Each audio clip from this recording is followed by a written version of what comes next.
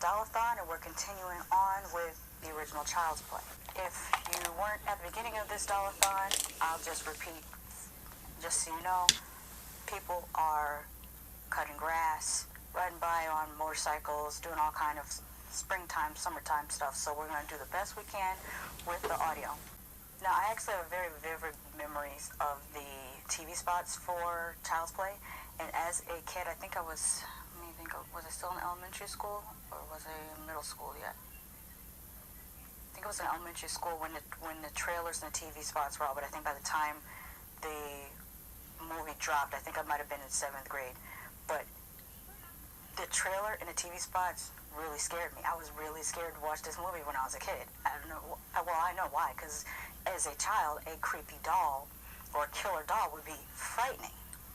Especially, this was only a couple years after the My Buddy dolls came out, and Baby Talks dolls. I don't know if anyone remembers Baby Talks dolls. My younger sister had a Baby Talks doll, and that thing was creepy. Sometimes it would laugh, you know, at odd times. And the other thing that was creepy was Teddy Ruxpin. My cousin had a Teddy Ruxpin, and that doll was creepy. Unless we put music cassette tapes in it, because the thing with Teddy Ruxpin dolls is they come with a cassette that the doll would, or the Teddy would use to speak or to sing or to tell stories. Like maybe you could buy the books that go with Teddy Ruxpin, and it comes with a cassette tape, and the bear would act like it's reading the book to you.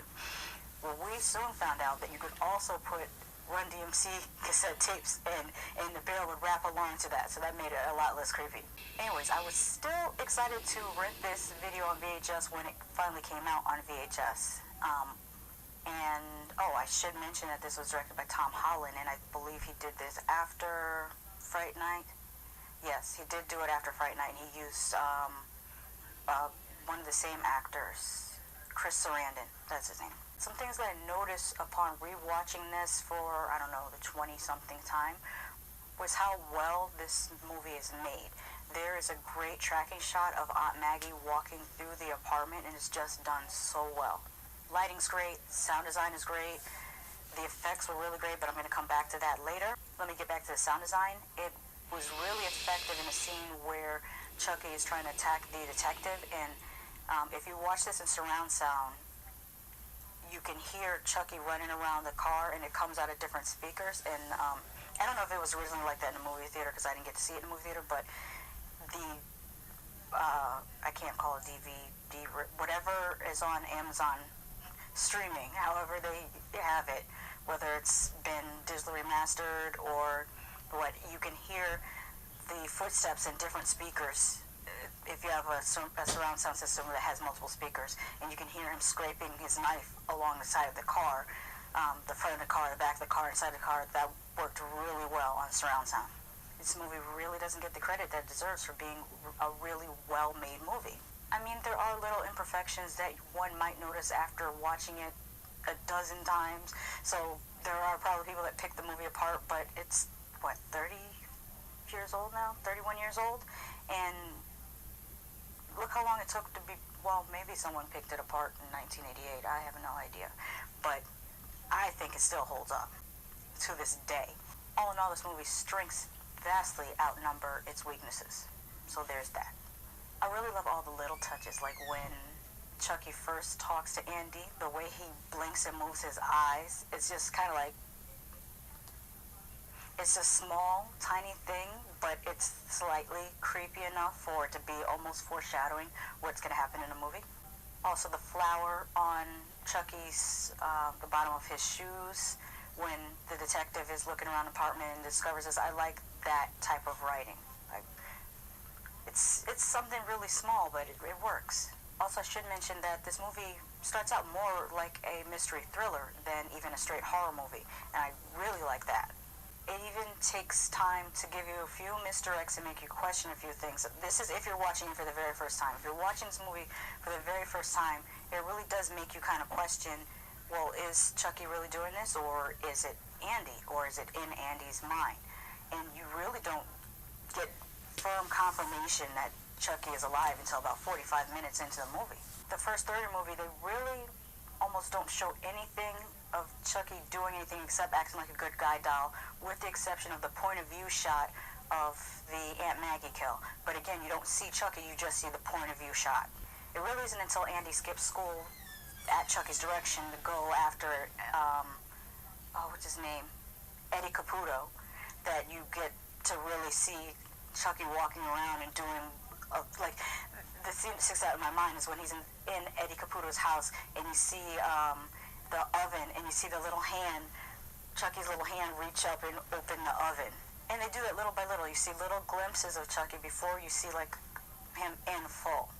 Another one of my favorite scenes is the battery reveal, when the mother is kind of looking at the back of the box and the batteries drop out, and it's like the first time you're like, oh crap, this doll's been talking this whole time with no batteries in him.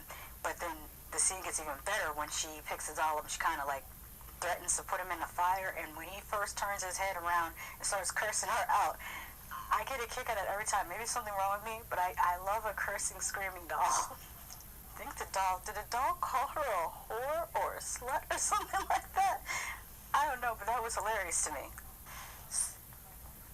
Speaking of batteries, this movie's original title was Batteries Not Included, but then, of course, Steven Spielberg was making a movie by the same title, Batteries Not Included, and then the working title of this was Blood Buddy, which is funny because in the new Chucky, I'm just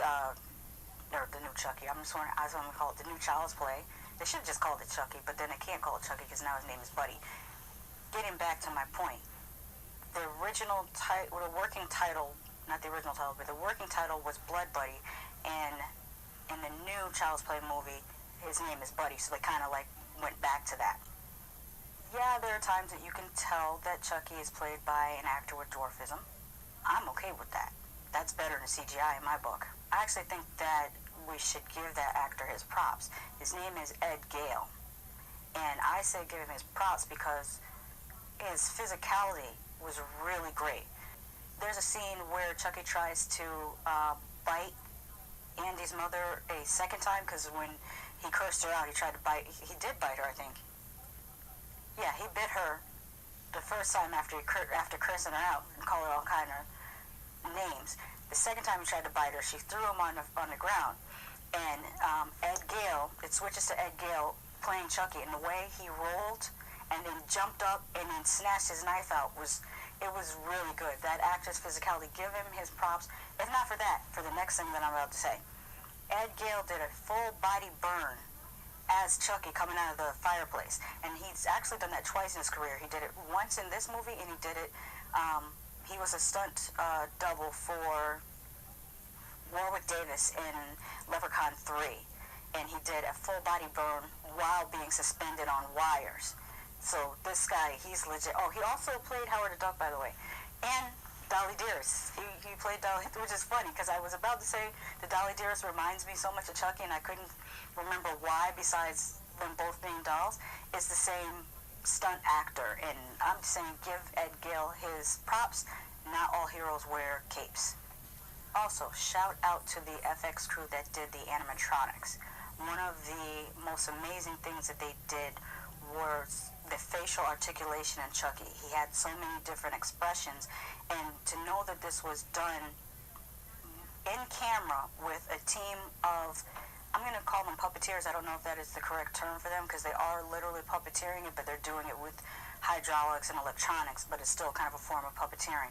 Working in conjunction with each other to get this doll to do all these things at the same time is to me an amazing feat, and I appreciate it. Like I said, this still holds up. It still looks good to me.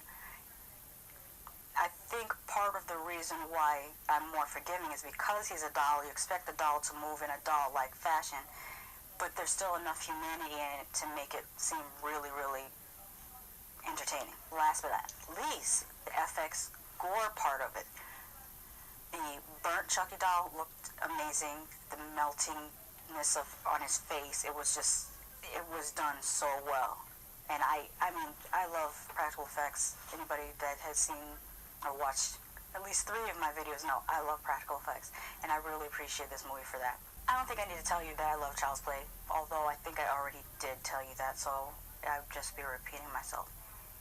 Anyway, what do you think about the original Child's Play? Were you an actual child when you saw it? Where did you see it, and what do you think about it? Let me know in the comments.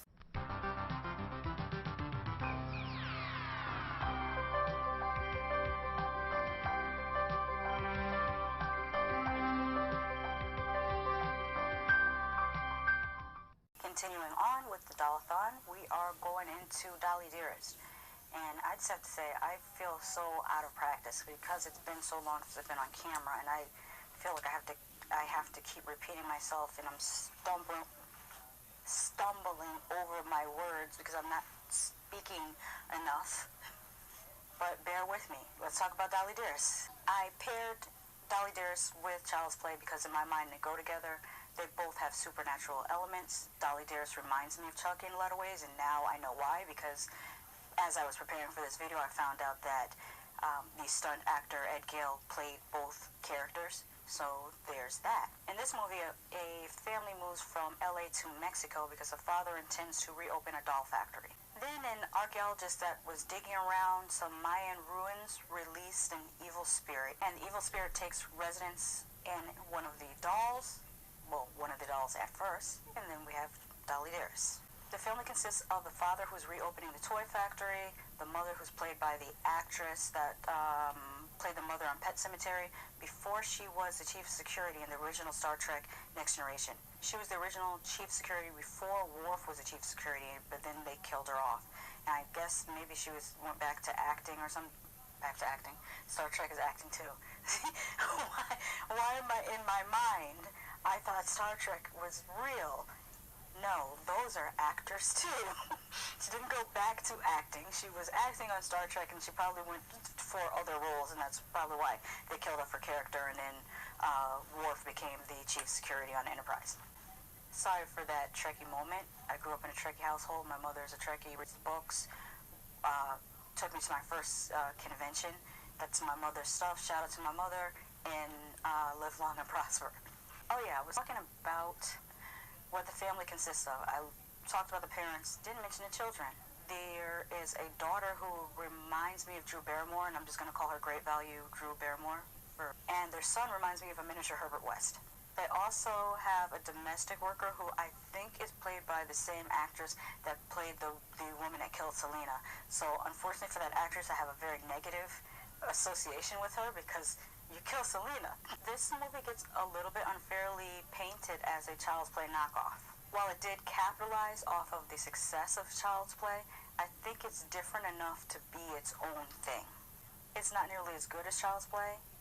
It has a lot of problems. It feels too long, and the story dragged on for me, which was interesting because I found out that it's only, like 5 minutes longer than Child's Play. I actually made a note of it. Child's Play, this movie is 93 minutes long, and Child's Play is 87 minutes long.